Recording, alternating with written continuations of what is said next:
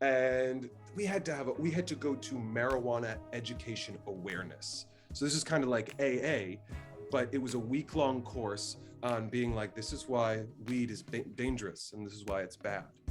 And this was part of our community service that we had to do. And it was taught by a woman who, she was like, oh, they didn't have anybody to teach this. I usually teach alcohol awareness, so they just had me do this.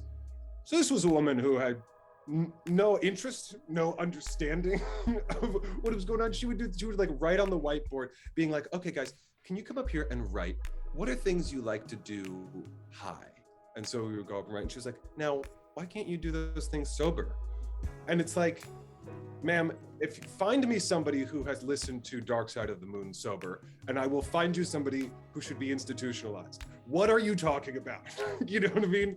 Like, it's just a good time. There's nothing wrong here. And, you know, she was relatively good natured about it, but it was just like so ridiculous. These hoops that we had to jump through for less than a gram of weed.